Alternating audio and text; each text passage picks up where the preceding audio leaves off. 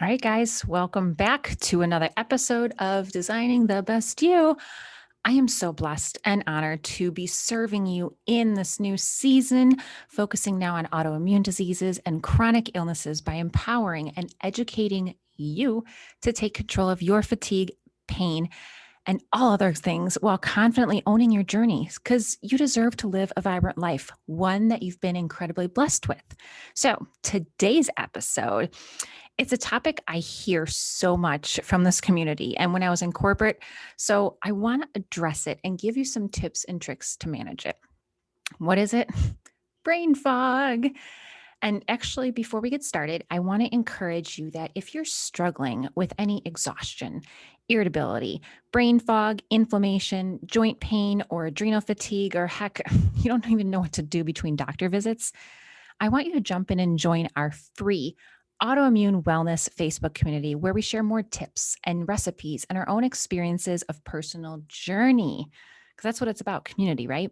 So let's dive in. Who here has ever experienced brain fog, anxiety, mood issues, alongside with maybe some autoimmune symptoms? Well, let me tell you, you are not alone. I had it regularly. I still do too, here and there throughout the days, but mixed with depression too, both in and out of the workplace, especially after giving birth to my second and third boys. Here's the thing, doctors know that mental health issues often increase with an autoimmune diagnosis. But they have assumed that this was simply just an emotional response to living with the challenges of a chronic illness. I don't think so. Who here feels me? So, if you find yourself constantly fatigued, you're distracted, you're moody, you're just plain off, you're likely dealing with some kind of brain fog. So, what are some things you feel when you're dealing with brain fog? You're like, Vanessa, please, not another. I have to go on this diet. And yes, I know that junk is bad for me. And yes, I know I need more sleep and blah, blah, blah, right? I'm not here to convince you. Okay. It's up to you. I am here to provide you with the facts and some simple steps if to take that have helped me and others in my realm. Okay. So, a high percentage of people suffer from nutrient deficiencies. This is just part of our society these days, especially here in America. We have sugar overload, a lack of sleep, high amounts of stress, which, by the way, most of us create ourselves. All of those combined deplete our energy levels, autoimmune or not. Okay. The brain, guys, it relies on a steady stream of vitamins and minerals, amino acids, essential fatty acids, and glucose from complex carbohydrates. In addition, we need to make sure we're getting enough rest and relaxation for our brains to rejuvenate, our bodies just in general to rejuvenate. So here's the cool thing. You guys are like, oh, you've got brain fog and how in the world can I fix it? Blah, blah, blah. It's cool because it's a repairable condition.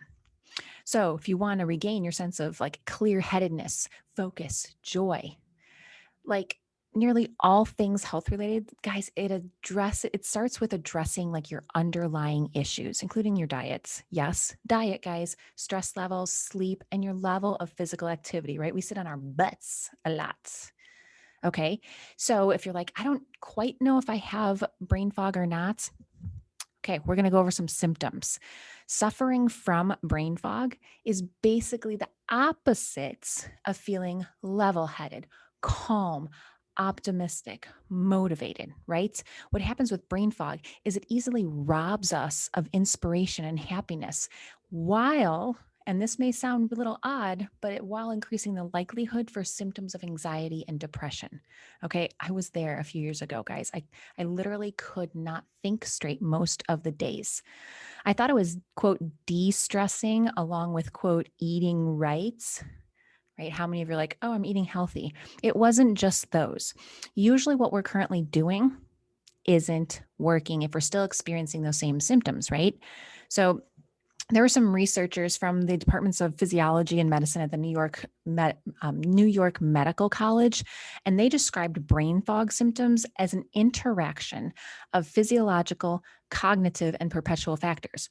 So basically, brain fog, it's rooted in a lifestyle that promotes inflammation and hormonal imbalances. And here's the thing, y'all, it's exacerbated by stress. Now, Many of us experience these symptoms here and there. Okay, right?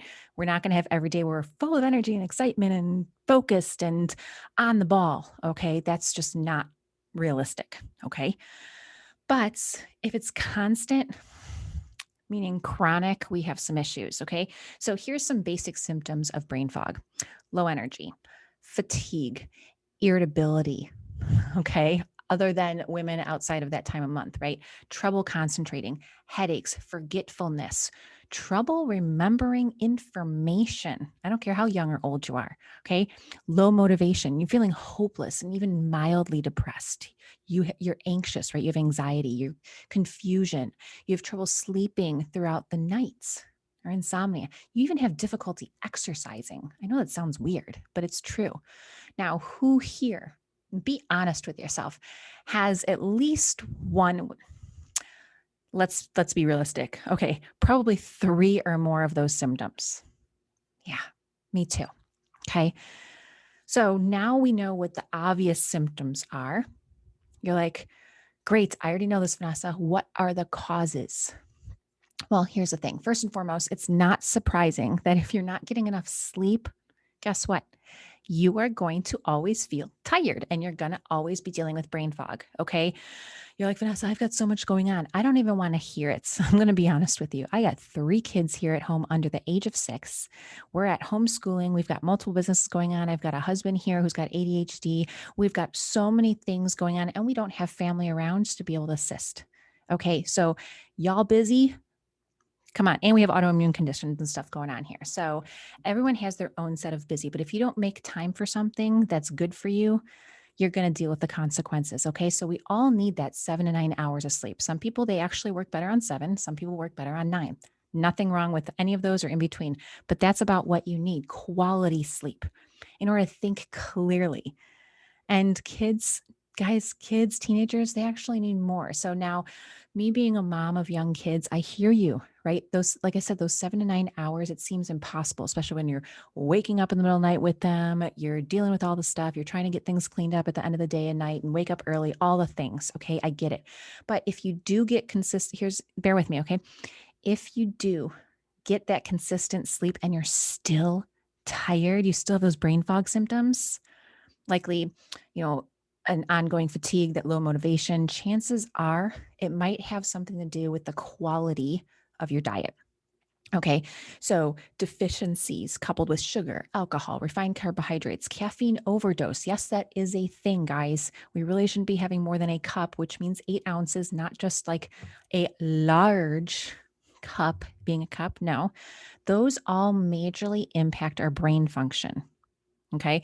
And here's a little side note too for anyone who's following keto. Okay. Nothing wrong with keto unless it's under the like a really strict supervision of a physician for a specific reason. But brain fog can also be a temporary byproduct of the keto diet or any strict diet as your body transitions into the ketosis. Okay. It usually lifts after a few days, but just something to be aware of. Okay. Just be careful with any kind of quote diets that you're going on. All right. So in 2013, there was a study that was printed in the Journal of Clinical Autonomic Research Society, and it used Wood Mental Fatigue Inventory Test to gather information of about 140 subjects suffering from the brain fog that we all encounter. Okay. They ranked some descriptors of brain fog as being forgetful, cloudy, difficult focusing, thinking, and communicating. While the most commonly reported brain triggers were the fatigue, the lack of sleep, prolonged periods of standing, dehydration, feeling faint. I mean, come on, guys. How many of you guys have dealt with that? Okay. Then you have a deeper level, brain fog, guys. This is something that I've studied and I'm still continuing to study, and that other physicians out there are doing as well. Brain fog, guys, it can be caused by high levels of inflammation in our body and changes to the 3 primary hormones that determine your mood, energy, and focus. And we've all heard of them, right? Dopamine, serotonin, and cortisol. Okay. So I'm going to go into depth on these so you understand why it is so important that we kind of monitor these changes to our primary hormones. Okay. So cortisol It's often called the body's stress hormone, right? It keeps you awake and alert, while dopamine and serotonin, they help you keep joyful, motivated, calm, right? Okay. The brain, guys, and the entire body, it relies on a complex symphony of hormones that work together to keep one another in check. So when levels of one hormone falls off too low, maybe like serotonin drops too low due to a low carbohydrate intake, or maybe it goes high, right? One of those goes high, like cortisol increases due to stressful events like over money or whatever it may be in your household, that whole entire system in our body gets thrown off, whether you believe it or not. Okay. And rebalancing your production of these chemicals then puts you on the right track to help your brain function better. Okay. That's what we want. We want better brains so we can think and go and do and all the stuff, right? So, what else? The other factor, right, the other cause that increases brain fog symptoms and just robs you of your usually like personality spark, whatever your personality is, that amazing personality that God's given you, is unsurprisingly inflammation. And inflammation, guys, it is the root of so many diseases, most diseases, to be honest with you. And if you don't know what the definition is, we're going to go over it. Okay. Inflammation is caused by low grade overactivity of the immune system, and it's tied to so many mental disorders, depression, Alzheimer, dementia, insomnia, ADHD, all of those. Okay.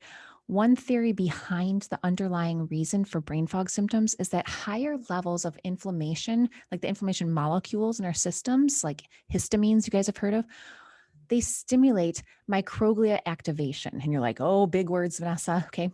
I'm breaking it down for you. Okay. So microglia activation is commonly found in the brains of children with autism, as well as other psychiatric diseases. And what it is it's related to a specific hormone. I'm not going to say it because I don't want to overwhelm you, and that's highly tied to mental disorder development. Okay.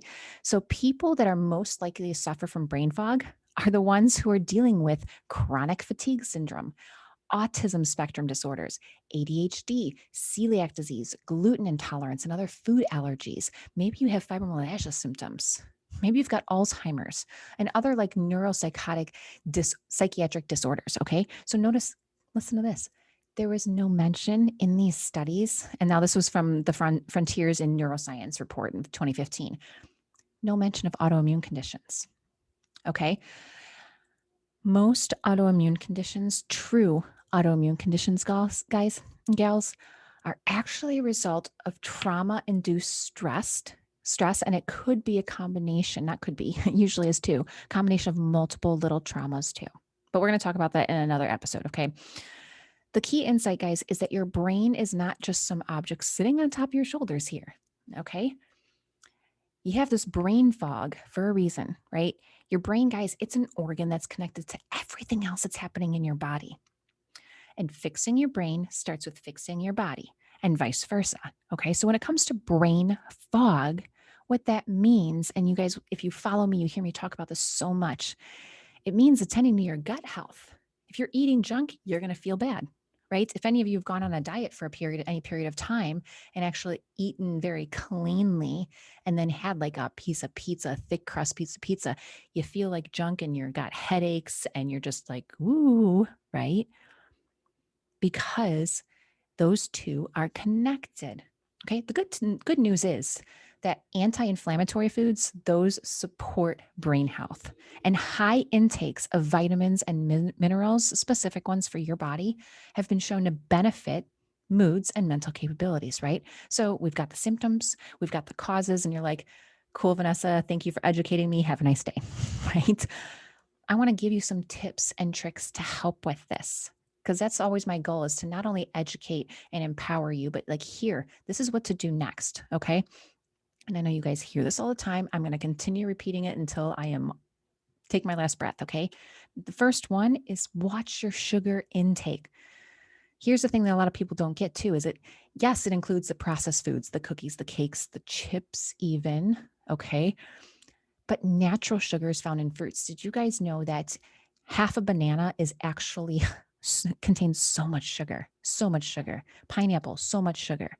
So if you wanted to have fruit and you want something with low natural sugar, have berries, raspberries, blackberries, strawberries, blueberries.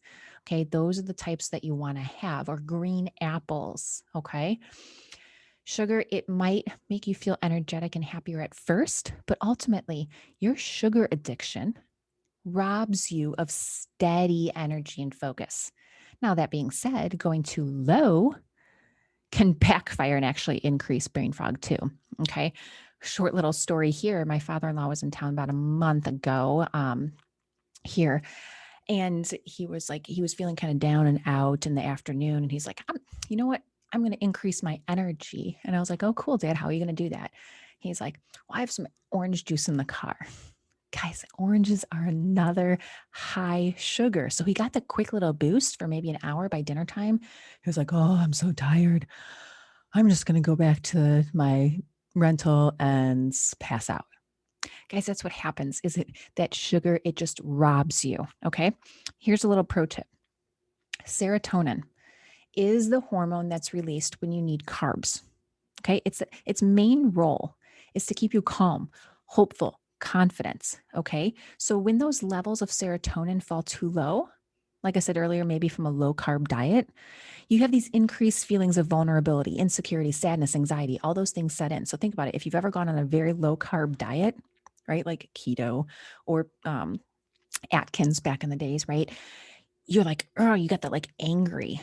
Okay. Because that's when your level of serotonin, it gets too low. Our body doesn't need that. Okay. So the first thing, sugar. Second tip is more protein and healthy fats. Okay. Right. We all require a steady supply of amino acids and essential fatty acids in order to make all of our brain chemicals, in order to make the brain chemicals to keep us to think clearly. Okay. So, back in, what was it, the 90s, that it was like low fat, low fat, low fat, low fat, skim milk, right? All this stuff, margarine, all these things. And there was a lot of health issues as a result of that from our society. That's because we need the healthy fats and more quality protein. For example, proteins being meats, right? Red meat, dairy products, if you can handle them, fish, eggs, same thing if you can handle them, right? Those all supply those essential amino acids we require. And these are the best way to keep your brain pumping out enough of the hormones that it needs to support a positive mindset. Same thing with the healthy fats. You need those healthy fats to produce adequate happiness hormones, right? We'll call them happy hormones, and fight inflammation. Okay. So we've got reduce your sugar intake. We've got increase your protein and your healthy fats. The third one, this one I'm speaking to myself on, manage stress. So much easier said than done, right? Guys, we've heard this, but our societies just keeps making us run like crazy, guys. High amounts of stress actually increase the production of cortisol, which any of you guys who have Addison's, you're like, yeah, that's what I want. I want more cortisol. No, here's the thing. It has side effects, including, right, you feel wired but tired. You have weight gain. You suffer from some hormonal imbalances, right? You're all over the place. Maybe you have sexual dysfunction. You're depressed. You further increase anxiety. Guys, in our modern day society, right, to keep cortisol in check, most people, they have to put aside time. And I stress this so much, and I'm a culprit of not doing it too. But you've got to put aside time for practicing stress reducing techniques, right? Meditating, praying, journaling, just deep breathing throughout the day. Set some reminders on your phone, like, hey, take a couple of like 10 deep breaths. If you actually take some time and think about how you breathe, most of us are short breathing instead of right deep breathing. Okay. Think about that, because chronic stress, guys, can actually kill your quality of life. So think about why you're breathing shortly, why you're rushing around, and if it's actually necessary. Okay. It's so important. All right. And also, it's like, get out in nature. I mean, with my boys, sometimes I just have to go out there and put my hands in the dirt, pull some weeds. I don't want to. No one likes pulling weeds except for my oldest son, but get out there. Take the deep breaths, get the fresh air in, and then go back to what you were doing, right? You can also combat stress by doing things you love, some hobbies. Now that a lot of us are at home, do things like your drawing, your music playing, puzzles, like crossword puzzles, actually building things. Okay. We've just remodeled our kitchen. So painting was a great stress reliever for a few days for me. Great one. I So what that does too is it also increases the brain's production of that happy hormone dopamine, right? This is that primary chemical that makes you feel pleasure, excitement, motivation, and it's only released when you're doing things that are thrilling, like new activities, laughing out loud, right? Don't just type LOL to people, actually laugh out loud. Think of a kid, right? Laugh out loud until your gut hurts, okay? Spend time with people that you love, engage in hobbies. That When we have a lack of dopamine, what happens? You're unfocused, you're bored, you're uninspired. Not to mention, here's the thing: dopamine, that lack of dopamine is highly associated with addictions, learning disabilities, and mental illness. So make it a priority to do fun things every day if you can, even if it's for that short period of time. All right. So we have those 3 tips. Fourth one: sleep. Okay. I'm going to be diving deeper into this in other episodes in our Facebook group because it's so incredibly important, but I want to touch on it quickly here. Guys, brain fog is also a result of lack of sleep, because what it does is when you have that lack of sleep, that raises cortisol levels, which means you become irritable. And ironically, you might even find it harder to get good rest throughout the night.